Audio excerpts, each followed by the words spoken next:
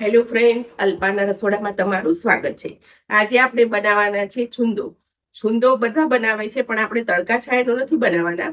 આપણે ગેસ ઉપર જ બનાવવાના છે. એમાં વઘાર નથી કરવાના. તડકા છાયા જેવો જ બનાવવાના છે, પણ ખાલી ગેસ ઉપર એની ચાસણી કરીને આપણે બનાવશું. તો ઇન્સ્ટન્ટ છુંદો થઈ જશે. તો ઇન્સ્ટન્ટ છુંદો આપણે બનાવશું. તો રેસીપી જોઈ લઈએ. તમે મારી ચેનલને સબસ્ક્રાઇબ કરજો, લાઈક કરજો અને શેર કરજો. તો છુંદો બનાવવા માટે મેં રાજાપુરી કેરી લીધી છે. એ વજનમાં 800 ગ્રામ છે.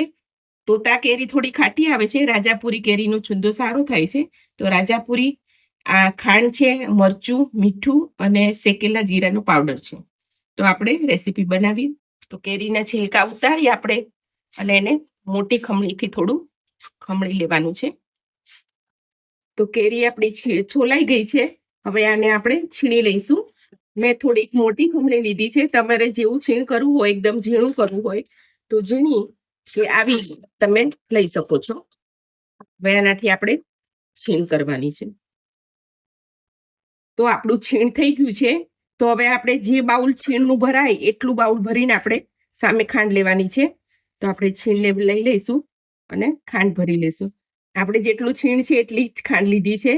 જો ખાંડનું પ્રમાણ બરોબર હશે તો જ આપણો છુંદો રસબસતો થશે, નહીતર પછી આપણો છુંદો એકદમ કઠણ થઈ જાય છે.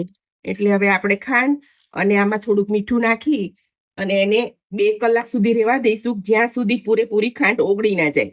એને વચ્ચે વચ્ચે ચલાવતું રહેવાનું અને ખાંડ એકદમ ઓગળી જાય પછી જ એને ગેસ ઉપર આપણે લેશું. તો આને 2 કલાક માટે આપણે રહેવા દેવાનું છે. એની અંદર આપણે થોડું મીઠું એડ કરી દઈશું. તો આટલું 1 ચમચી જેટલું મીઠું નાખી દઈશું. અને હવે સરસ હલાવી અને એને 2 કલાક ઢાંકીને રાખી દઈશું. તો 2 કલાક થઈ ગયા છે અને તમે જોઈ શકો છો કે આપણી ખાંડ એકદમ ઓગળી ગઈ છે. તો વચ્ચે વચ્ચે મેં એને હલાવ્યું હતું. તો ખાંડ આપણી એકદમ ઓગળી ગઈ છે. હવે આપણે ગેસ ચાલુ કરી એકવાર ગરમ થઈ જાય પછી ધીમા ગેસે એની આપણે ચાસણી કરવાની છે. તો હવે આને ગેસ ઉપર ગરમ કરી લે.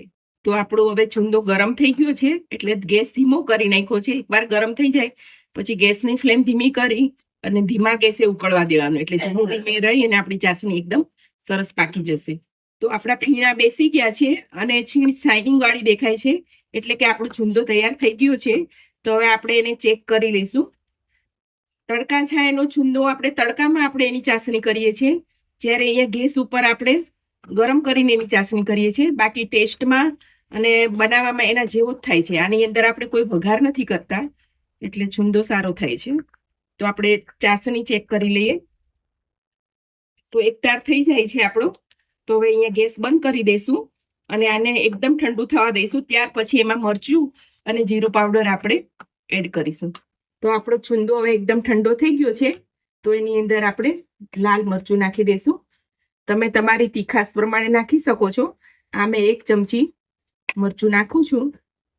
અને આ જીરું પાવડર છે, શેકેલા જીરાનો પાવડર. એ બી છુંદામાં સરસ લાગે છે. તમારે તજ લવિંગ નાખવા હોય ફ્લેવર માટે તો તમે નાખી શકો. ગરમ હોય ત્યારે જ નાખી દેવાના, તો એનું ફ્લેવર અંદર આવી જાય છે.